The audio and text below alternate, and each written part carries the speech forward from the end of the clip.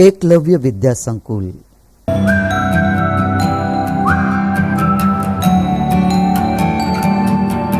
सच्चा बालक जीवन प्रसंग पढ़ेंगे। तो इस जीवन प्रसंग में सच्चाई का महत्व बताया गया है।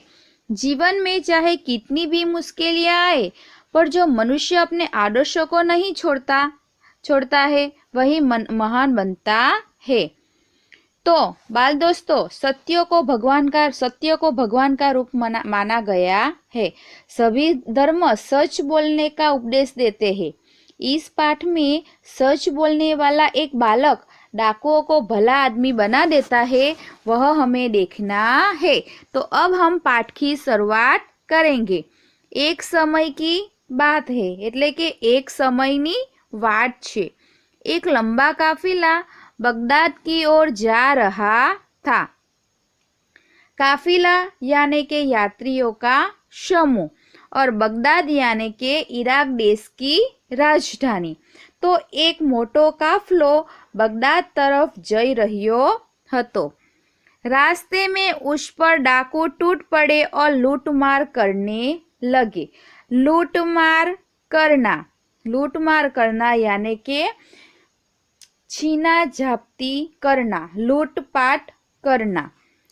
टूट पड़ना यानी कि मुहावरा क्या आता है, हमला कर देना। रास्ते में उस पर डाकू टूट पड़े और लूटमार करने लगे। रस्ताમાં તેના ઉપર डाकुओ टूटी पड़िया અને लूटफाट करवा लाग्या। उस काफिले में एक 9 वर्ष का बालक था। તે કાફલામાં एक 9 वर्षનો बालक હતો। वह एक और चुपचाप खड़ा होकर इस लूटमार को देख रहा था।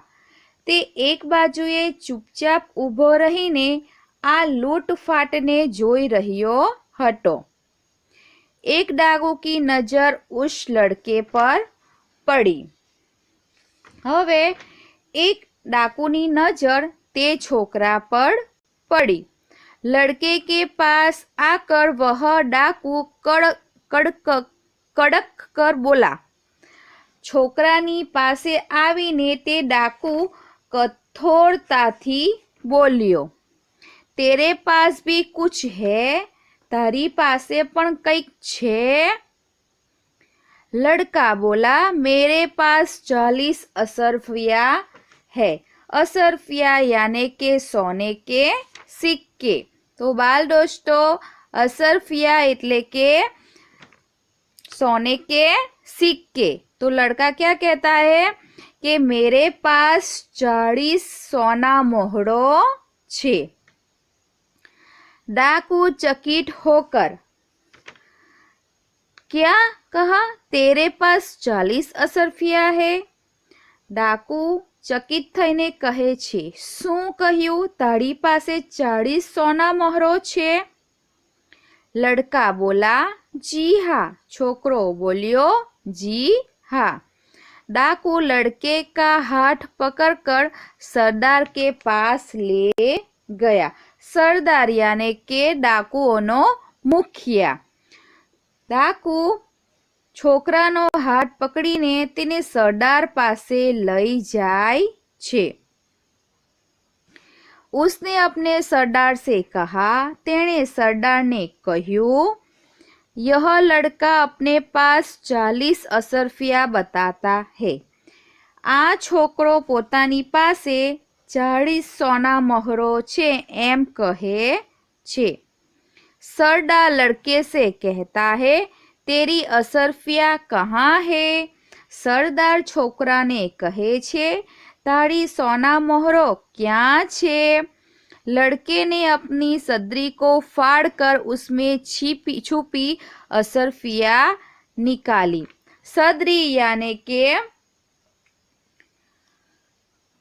जैकेट। लड़के ने अपनी सदरी को फाड़कर उसमें छुपी असरफिया निकाली। छोकराए पोताનું જાકીટ फाड़ीने તેમાં છુપાવેલી સોના મોહરો કાઢી। उन्हें सरदार के सामने रखते हुए कहा, यह देखो। તેમને સરદારની સામે મૂકતા છોકરાએ કહ્યું, આ જુઓ। आगे सरदार आश्चर्य थी लड़के असरफिया को इस प्रकार से रखने का उपाय तुम्हें किसने बताया? छोकरा सोना महरो ने आवी रीते मूकवानो उपाय तने कोणे बताव्यो? लड़का बोला, मेरी माँ ने इनको सदरी के अस्तर में सी दिया था। सदरी यानी के जैकेट अने अस्तर यानी के सिले कपड़े के भीतर की तह। लड़का बोला, मेरी माँ ने इनको सदरी के अस्तर में सी दिया था जिसे किसी को पता न चले। छोकरो कहे छे के मारी माए आ सोना महरो ने जाकीटना अस्तर में सीवी दीधी हती जेथी कोईने खबर न पड़े। सरदार बोला, तो तूने असरफिया का पता हमें क्यों बता दिया? सरदारे कह्यू, तो ते आ सोना महरोनी जाण अमने शा माटे करी? लड़का बोला, मैं झूठ कैसे बोलता? छोकराए कह्यू, हूँ खोटू केवी रीते बोलूं? मेरी माँ ने कहा था, बेटा सदैव सच बोलना। सदैव यानी के हमेशा, सर्वदा। मारी माए कह्यू हतु के बेटा हमेशा साचू बोलजे। झूठ बोलना पाप है। झूठू बोलवू ए पाप छे।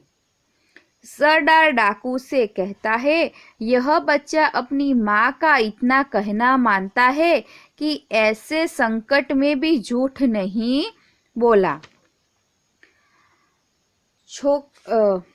सरदार डाकू ने कहे छे के आ नानकड़ो छोकरो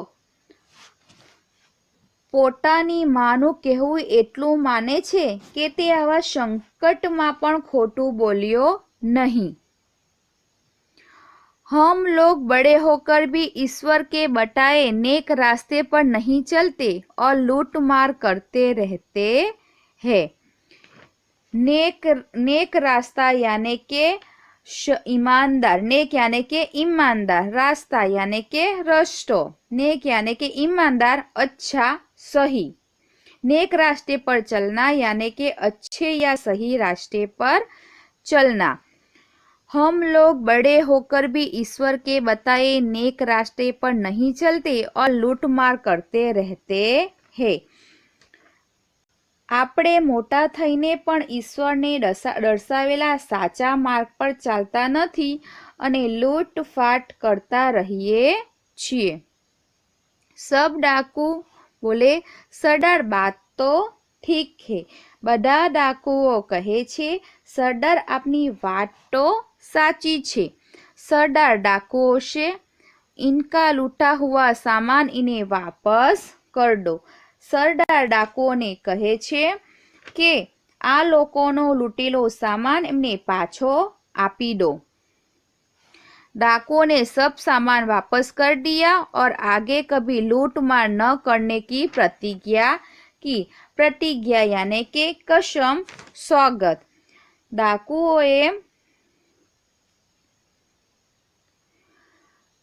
डाकू ने सब सामान वापस कर दिया और आगे कभी लूट मार न करने की प्रतिज्ञा करी। डाकुए बधो सामान पाछो आपी दीधो अने भविष्यमां क्यारे लूटफाट न करवानी प्रतिज्ञा करी। सच बोलने वाला इस बालक का नाम अब्दुल कादिर था।